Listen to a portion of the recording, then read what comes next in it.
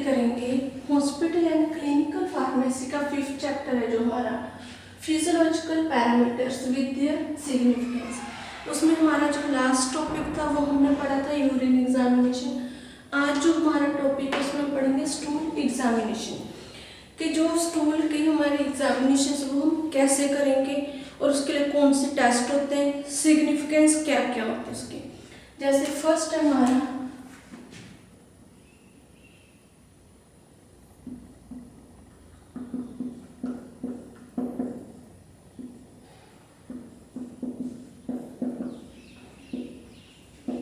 Semi solid consistency. ठीक है, अगर सेमी सॉलिड कंसिस्टेंसी हमारे फीसेस स्टूल्स की तो वो क्या is normal if watery stool are there, अगर उसमें वाटर प्रेजेंट हो जाए स्टूल्स में, ठीक है, वाटर प्रेजेंट हो जाए तो उसके क्या चांसेस हो जाते हैं, उसके सिग्निफिकेंस क्या, हमें क्या पता चलेगा उससे कि हमारे जो है इन्फेक्शन है बॉडी में। ठीक है, जो इन्फेक्शन है हमारी बॉडी में अगर उसमें वाटर प्रेजेंट आने लग जाए, अगर तो सेमी सॉलिड कंसिस्टेंसी है फिर तो हमारे जो स्टूल्स हैं वो नॉर्मल है।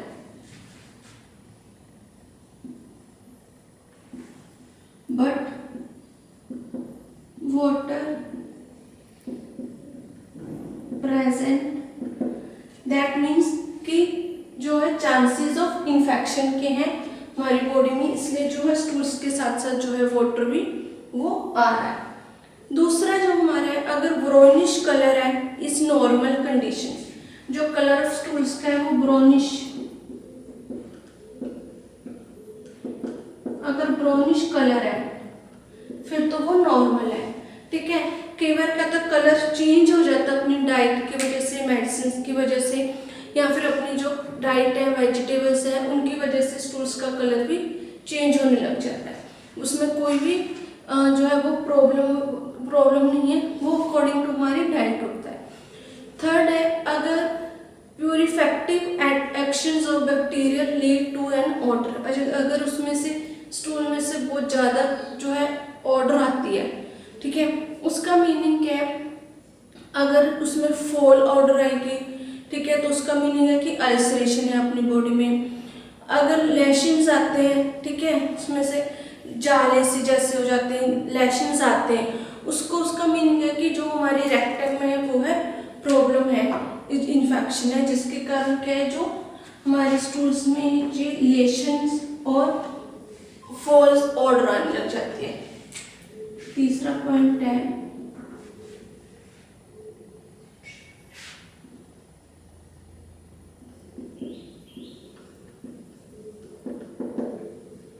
putrefaction action of the bacteria,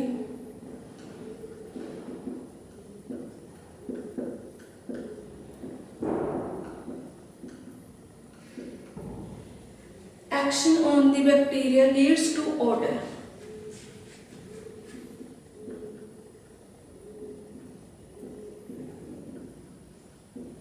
ठीक है, अगर इसमें कोई भी ऑर्डर आती है बैक्टीरिया के कारण हमारे स्टूल्स में तो उसका मीनिंग क्या है, हम इसमें के क्या मीनिंग निकालेंगे। उसमें कि जो अगर फॉल ऑर्डर आ रही है,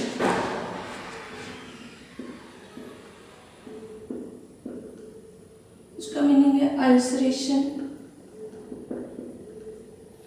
अगर उसमें जो है वो लैशंस आ रहे हैं, ठीक है, मैलिगेंट लैशंस आ रहे हैं, तो उसका मीनिंग है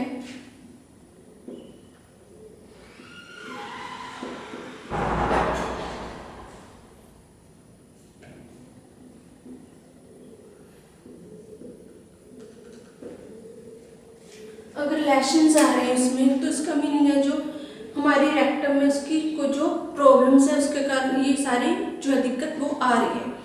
अगर स्मॉल अमाउंट में थोड़ा सा म्यूकस आ रहा है, ठीक है, very small amount of mucus in normal condition, तो उसका क्या मीनिंग होता है कि हमारे जो अगर स्मॉल अमाउंट है जो स्टूल्स में है म्यूकस प्रेजेंट हो रहा है, ठीक है, थोड़ी अमाउंट में, तो उसका मीनिंग है जो हमारे स्टमक है, डिसेंट्री है, ठीक है, उसमें प्रॉब्लम्स है।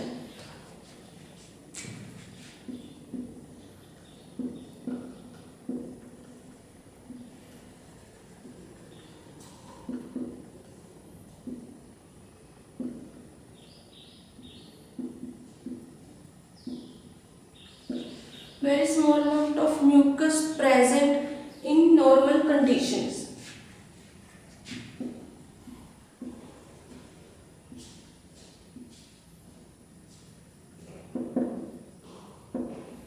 नॉर्मल कंडीशंस, तो उसका क्या मीनिंग है? जो लार्ज अमाउंट है म्यूकस की वो किसके कारण हमें दिखती है स्टूल्स में? डायसेंट्री, ठीक है, अमोबियसिस या फिर कोलाइटिस के कारण। और अगर हमारे इनमें जो म्यूकस मेम्ब्रेन इन्फेक्शन है, ठीक है,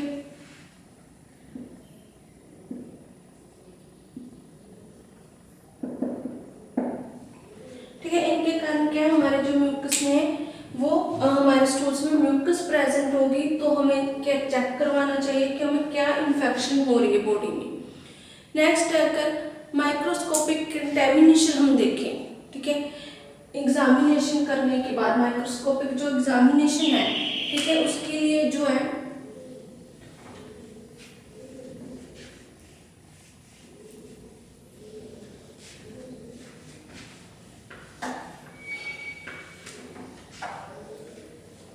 जो माइक्रोस्कोपिक एग्जामिनेशन डन करने के लिए हम उसमें क्या चेक करते हैं? आरबीसीज, कि उसमें जो स्टूल्स है उसमें पल्स सेल्स कितने हैं, ठीक है, पल्स सेल, आरबीसीज कितनी है, ठीक है, और हमारे जो कॉमन पैरासाइट्स कितने प्रेजेंट है।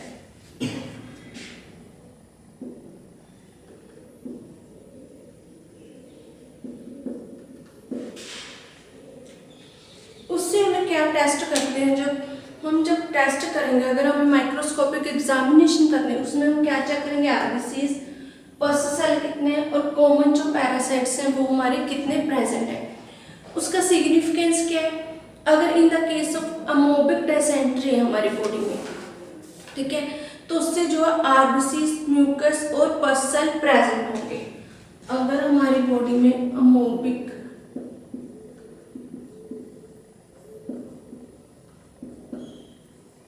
डायसेंट्री की इन्फेक्शन है तो उसके क्या है? आरबीसीज, पल्स सेल,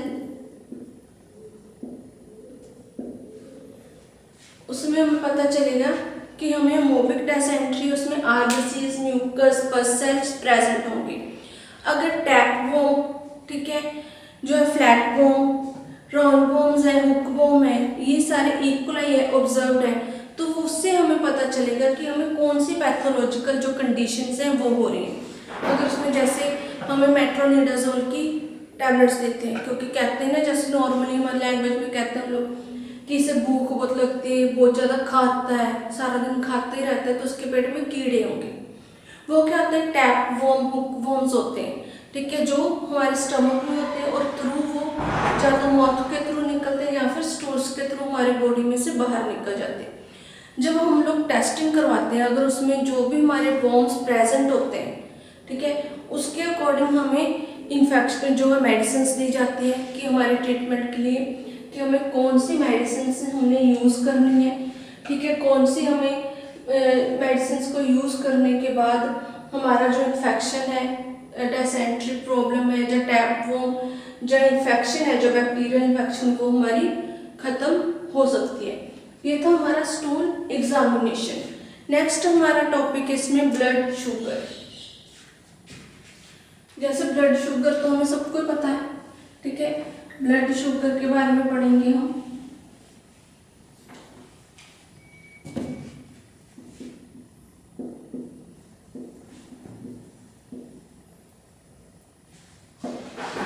जो ब्लड शुगर है उसमें नॉर्मल जो रेंज होती है हमारे ब्लड की वो कितनी होती है? 60 से 100 mg या फिर ml में, ठीक है। नॉर्मल जो ब्लड शुगर है हमारे सेल की वो होती है 60 से लेकर 100 mg तक। इसमें क्या है, जो हमारे जो ब्लड शुगर है अगर इससे ज़्यादा बढ़ जाए mg या फिर हम इसे ml भी लिख देते हैं 100 ml। अगर इससे ज़्यादा हमारी ब्लड शुगर बढ़ जाती है बॉडी में तो हम क्या उसे बोलते हैं कि इसे डायबिटीज़ होगी, ठीक है। अगर नॉर्मली जैसे भी है हम लोग खाना खाते हैं, ठीक ठीक है। खाना खाते हैं तो उसके बाद जो हमारे जो ग्लूकोज लेवल है वो भी इंक्रीज हो जाता है और हमारी उससे क्या शुगर बढ़ जाती है। ठीक है, वो क्या होती है जो शुगर वो बढ़ी हुई होती है 1 या 1.5 घंटे तक, ठीक है, 1.5 से 2 घंटे तक वो इंक्रीज रहती है। उसके बाद वो अपने आप नॉर्मल कंडीशन में आ जाती है। जब भी हम लोग ब्लड शुगर का टेस्ट करवाते हैं तो उसमें क्या होता है, हमें डॉक्टर बोलते हैं कि आप खाली पेट टेस्ट कराओ, बिना चाय पिए सुबह खाली पेट उठ के एम्प्टी स्टमक टेस्ट करवाओ, ताकि उसकी जो एग्जैक्ट रीडिंग हमें पता चल सके कि हमारे बॉडी में शुगर है या नहीं है। अगर हम चाय पीने के बाद या फिर कुछ खाना खाने के बाद टेस्ट करवाते हैं तो उससे क्या है, हमारी वैसी नॉर्मल शुगर है वो इंक्रीज आएगी। ठीक है, उससे हमें जो है वो पता नहीं चलेगा कि हमारे ब्लड शुगर लेवल इंक्रीज है या फिर डिक्रीज है। जो ब्लड शुगर लेवल है, it does not return normal level and remains elevated more than 50 mg above the fasting value, it indicate diabetes mellitus. अगर हमारे जो नॉर्मल वैल्यू नहीं आ रही, ठीक है, 1.5-2 घंटे के बाद भी, ठीक है, हमारे उसमें से जो है जो इसका लेवल है वो इंक्रीज आ रहा है, तो उसका मीन ये है कि हमें डायबिटीज मेलिटस है।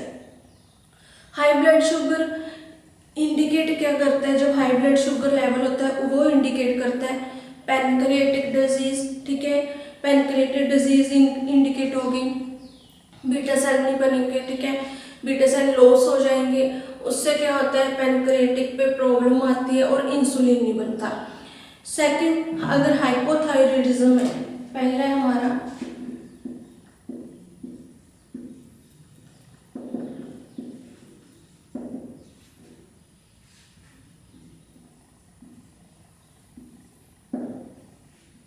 दूसरा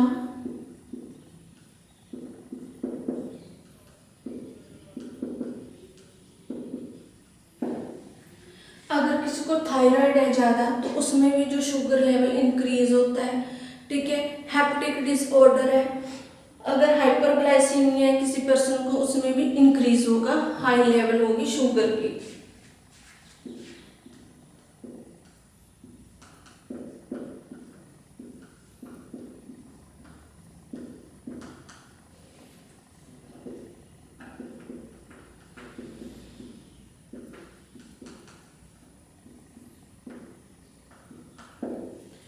इन कंडीशंस में जो हमारा शुगर लेवल वो इंक्रीज होगा। अब लो ब्लड शुगर लेवल किस में होगा, हाइपो, ठीक है, सॉरी यहाँ पर हाइपर आएगा, लो जो है शुगर लेवल किस में होता है, हाइपरथायरॉयडिज्म में। ठीक है, या फिर जब हम इंसुलिन की ओवरडोज ले लेते हैं, ओवरडोज ऑफ इंसुलिन, उसमें भी जो हमारा इंसुलिन का जो शुगर का लेवल है वो डिक्रीज हो जाता है। इससे मेन जो डिजीज होती है ब्लड शुगर से वो होती है डायबिटीज मेलिटस। नेक्स्ट है हमारा ब्लड कोलेस्ट्रॉल।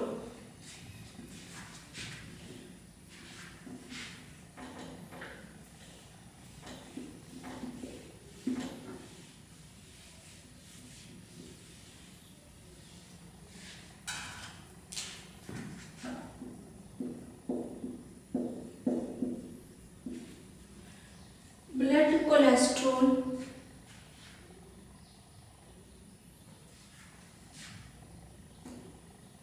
जो ब्लड कोलेस्ट्रॉल है वो मेनली हमें पता है कि हम लोग जब हमारी बॉडी में कोलेस्ट्रॉल इंक्रीज हो जाता है तो उससे क्या होता है, जो ब्लड का प्रॉपर वो फ्लो नहीं हो पाता, वो आर्टरीज में जो है कोलेस्ट्रॉल वो जम जाता है, जिससे हमारा जो ब्लड है वो फ्लो नहीं कर पाता। जैसे ये आर्टरीज है, अगर हमारी बॉडी में कोलेस्ट्रॉल है, वो जहाँ पर अगर कोलेस्ट्रॉल इकट्ठा हो गया तो यहाँ से ब्लड आगे नहीं जाएगा, ठीक है, फ्लो नहीं करेगा और ब्लड यहीं पर रह जाएगा, सप्लाई होगी, तो यहाँ पर क्या स्वेलिंग होने लग जाती है और पेन होने लग जाती है। जो कोलेस्ट्रॉल है इसका मेन जो डिसएडवांटेज क्या है, ये क्या करता है, ब्लड सप्लाई नहीं होने देता, फ्लो नहीं होने देता ब्लड की, जिससे क्या होता है हार्ट को अगर ब्लड प्रॉपरली नहीं सप्लाई मिलती तो उससे क्या हार्ट अटैक के चांसेस जो है वो ज़्यादा हो जाते हैं। अब ब्लड कोलेस्ट्रॉल की नॉर्मल रेंज क्या है, 100 से लेके 240 mg तक। ठीक है, ये इसकी नॉर्मल रेंज है 100 से लेके 240 mg तक। ठीक है, ये हेल्दी पर्सन्स की होती है। इन हेल्दी और यंग अडल्ट में जब ये स्लोली हमारी एज बढ़ती है, एज के साथ साथ जो हमारा कोलेस्ट्रॉल लेवल वो अपने आप नेचुरली इंक्रीज होने लग जाता है। जो हाई कोलेस्ट्रॉल है वो 300 से लेके 300 से 300 mg से लेके 100 ml।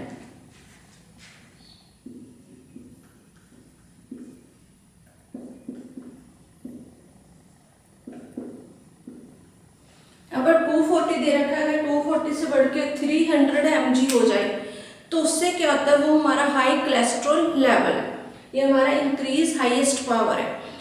जो कोलेस्ट्रॉल है वो इन यंग अडल्ट्स में सीरियस इंडिकेटर है कॉरोनरी डिजीज का। अगर किसी भी यंग पर्सन में ये प्रॉब्लम्स हो रही हैं, कोलेस्ट्रॉल इंक्रीज हो रहा है, तो उसका मीनिंग ये है कि उसको हार्ट की जो है वो डिजीज हो सकती है, हार्ट अटैक के उसमें चांसेस हैं।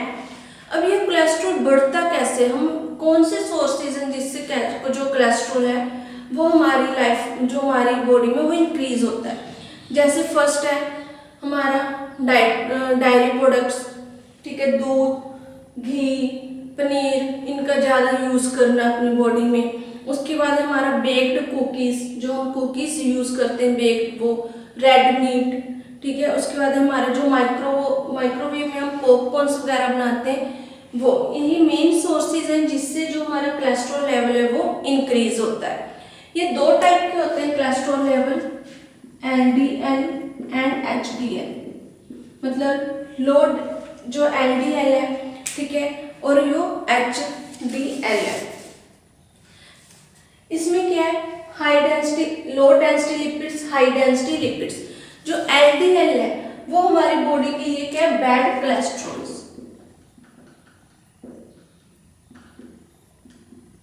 ये बैड कोलेस्ट्रॉल क्या करता है, ये हमारी बॉडी में जो आर्टरीज होती हैं, वॉल्स होती हैं, उनके साथ चिपक जाता है, ठीक है, उनके साथ चिपक जाता है और वहां पर क्लॉट्स बनाने लग जाता है, जिससे क्या होता है, जो हमारा ब्लड है वो आगे सप्लाई नहीं कर पाता। जो HDL है इसे हम बोलते हैं गुड कोलेस्ट्रॉल।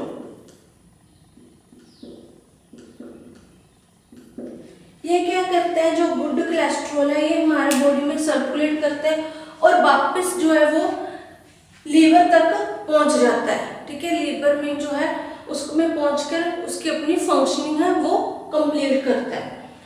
अब जो सिग्निफिकेंस है, अगर इंक्रीज हो जाएगा सीरम कोलेस्ट्रॉल, तो उससे क्या पैथोजेनिक कंडीशंस क्या क्या आती हैं, क्या प्रॉब्लम्स आती हैं इंक्रीज होने में। जैसे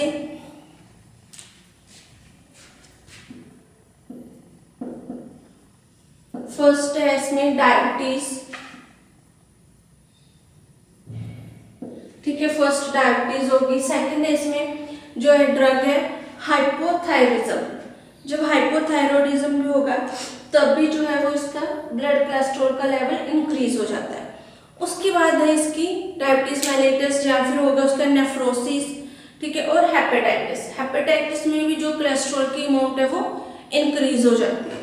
अगर इसके जो है डिक्रीज होगा, डिक्रीज इन सीरम कोलेस्ट्रॉल है, तो फिर क्या होगा, उल्टा हाइपरथायरॉयडिज्म, ठीक है, उसका परनीशियस एनीमिया, उसका एक्यूट इन्फेक्शन हो सकता है, या फिर जो हमारे सेलुलर है, ठीक है, सेल्स है वो डैमेज हो सकते हैं। ये हमारा बैड कोलेस्ट्रॉल है, ब्लड कोलेस्ट्रॉल है। इसके अमाउंट है 100 से 240 mg पर ml, ठीक है, हाईएस्ट अमाउंट 300 mg पर ml है। दो टाइप के होते हैं, LDL लो लिपिड डेंसिटी और हाई डेंसिटी लिपिड्स। जो LDL है वो बैड कोलेस्ट्रॉल है और HDL के हमारे गुड कोलेस्ट्रॉल है। अगर ये इंक्रीज लेवल हो जाता है उससे होते हैं हमारी बॉडी में क्या हो जाता है, डायबिटीज मेलिटस, ठीक है, हाइपोथायरॉयडिज्म और हेपेटाइटिस। अगर इसकी अमाउंट डिक्रीज हो जाए हमारी बॉडी में तो उससे क्या होता है, एनीमिया, हाइपरथायरॉयडिज्म। नेक्स्ट है हमारा स्पर्म काउंट। जो नॉर्मल हमारी रेंज है स्पर्म्स की हमारी बॉडी में, जो नॉर्मल रेंज होते हैं काउंट होता है 660 मिलियन से लेके 150 मिलियन पर cc।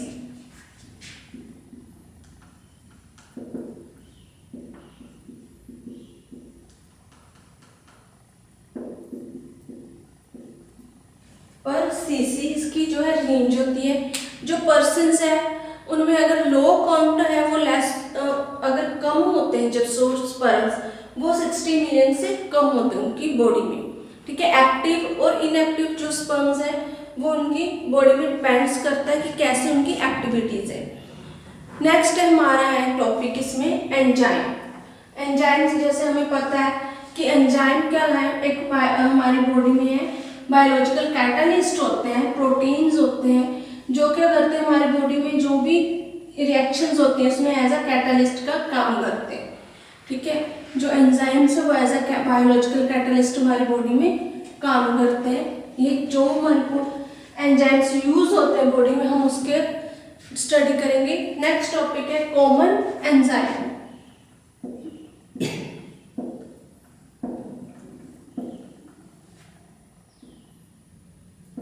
अब एंजाइम क्या होते हैं, बायोलॉजिकल कैटालिस्ट।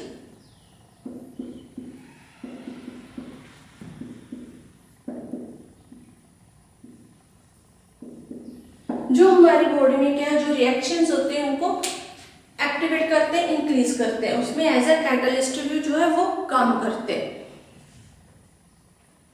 अब इसमें फर्स्ट आ गया एंजाइम जो यूज होता है फॉस्फेट्स।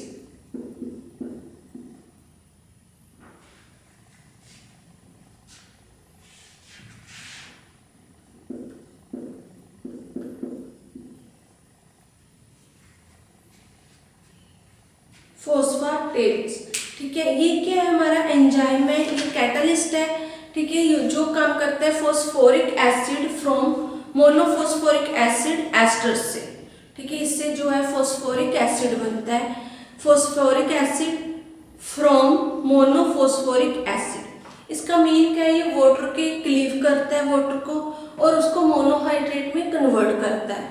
ये दो टाइप के होते हैं इसमें फॉस्फेट्स जो होते हैं प्रेजेंट इन द सीरम।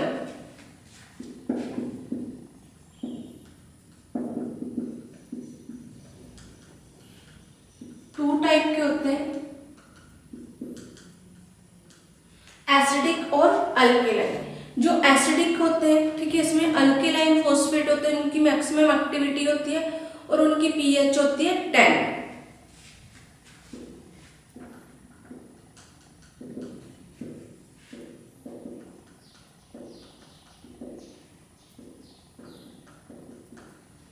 और जो एसिडिक होते हैं उनमें क्या होता है, जो एसिडिक फॉस्फेटेज होते हैं उनकी जो पीएच होती है वो होती है 5, ठीक है। और इनकी भी जो है मैक्सिमम एक्टिविटीज होती है।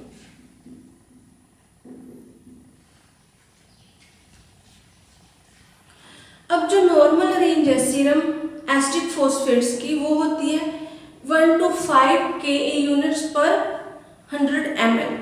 अगर इंक्रीज हो जाता है, अगर हमारी बॉडी में फॉस्फेटेज प्रोस्टैट इंक्रीज हो जाती है इसकी अमाउंट, तो हमें क्या हो जाता है, प्रोस्टैटिक कैंसर।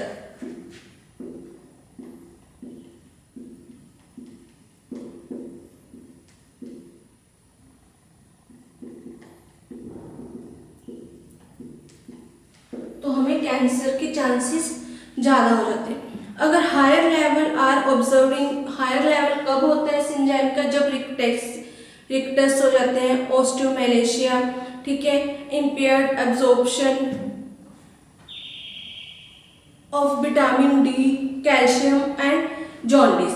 अगर इनकी एब्जॉर्प्शन नहीं होती प्रॉपरली तो हमारी बॉडी में क्या फॉस्फेट इंक्रीज हो जाता है। सेकंड है हमारा सीरम ग्लूटामेट ऑक्सलो एसिटेट ट्रांसमिनेज, मतलब SGOT। सेकंड एंजाइम है हमारा SGOT, serum glutamate oxalo acetate transaminase, ठीक है, ट्रांसमिनेज। ये नॉर्मल लेवल इसमें एंजाइम्स की होती है 35, ठीक है, 35 पर ml। और जो SGOT लेवल इंक्रीज करता है ये टॉक्सिक हेपेटाइटिस में, जब टॉक्सिक हेपेटाइटिस हो जाते हैं, क्रियोसिस हो जाते हैं लीवर में, ठीक है, जॉन्डिस, कार्डियक डिजीज हो जाती है। 35 है इसका रेंज है। ये इंक्रीज कब करेगा, जब जॉन्डिस, कोरोनरी डिजीज,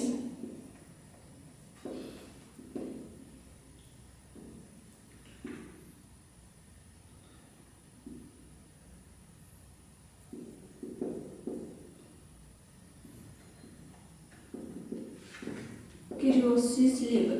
जब ये डिजीज हो जाते हैं, जो हमारा एंजाइम SGOT ये क्या इंक्रीज हो जाता है और मसल्स डैमेज भी होने लग जाते हैं इसमें। अब है SGPT, ठीक है, पहले हमने पढ़ा था SGOT, अब हम करेंगे SGPT। थर्ड एंजाइम है, ये है हमारी, इसमें क्या हम इसको बोलते हैं सीरम ग्लूकामेट पायरुवेट ट्रांसमाइनेज, ठीक है, ट्रांसमिनेज। इसका क्या काम है, ये कैटलिस्ट है, एज अ काम करता है, कन्वर्जन करता है एल एनिलीन टू पायरुवेट।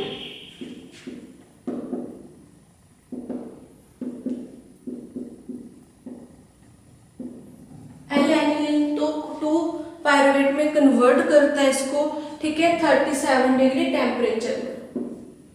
जो इसकी जो नॉर्मल रेंज है वो है 35 SF यूनिट पर 100 ml, ठीक है। इसका जो अगर इन लेवल इंक्रीज हो जाता है, अगर SGP का लेवल इंक्रीज हो जाए तो उससे क्या होता है, लीवर डैमेज हो जाता है। नेक्स्ट है हमारा diastase in urine.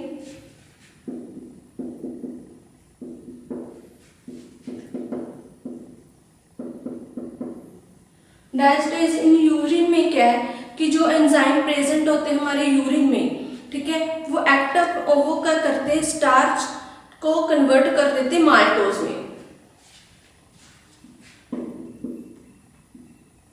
To maltose. जो यूरिन में हमारे एंजाइम्स प्रेजेंट होते हैं वो हेल्प करते हैं स्टार्च को माल्टोज में कन्वर्ट करने में, ठीक है। उसकी नॉर्मल जो है नॉर्मल जो यूरिन होते हैं उसकी नॉर्मल लेवल है 3 से 32 यूनिट। अगर ये इंक्रीज हो जाते हैं तो उससे क्या होता है, पैनक्रिएटिस हो जाता है, पैनक्रिएटिस। नेक्स्ट है लैक्टिक एसिड LDH, ठीक है। दिस एंजाइम क्या करता है, inter conversion lactate to pyruvate को कन्वर्ट कर देता है, ठीक है, LDH और LD।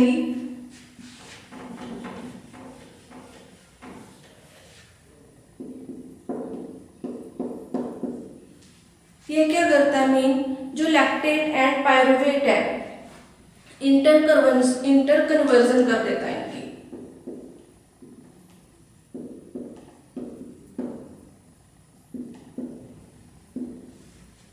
इनकी। इंटर कन्वर्जन कर देता है, जिससे कि अब 5 जो और है 5 आइसो एंजाइम्स होते हैं इसके LDH के, जैसे LDH1, LDH2, LDH3, LDH1 और LDH2 जो है वो क्या किसके में प्रेजेंट होते हैं, हार्ट में।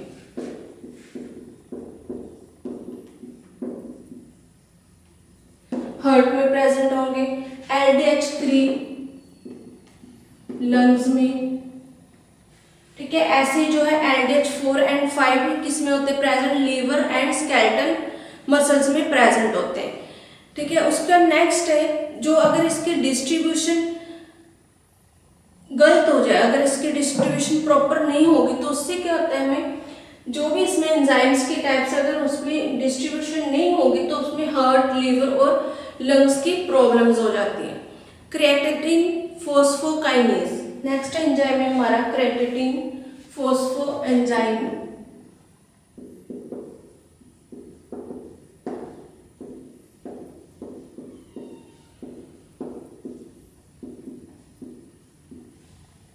क्रिएटिनिन फॉस्फोकाइनेज ये हमारा मेनली किसमें प्रेजेंट होता है, हार्ट और स्केलेटल मसल्स में। जो क्रिएटिनिन है वो हमारा कहां पर होता है प्रेजेंट, हार्ट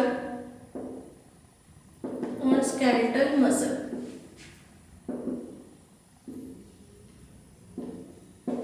स्केलेटल मसल्स में प्रेजेंट होता है, ठीक है। अगर इसकी अमाउंट मेजरमेंट प्रॉपर लेवल नहीं होगा, ठीक है, तो इससे क्या होता है, हार्ट डैमेज हो जाता है और उसमें जो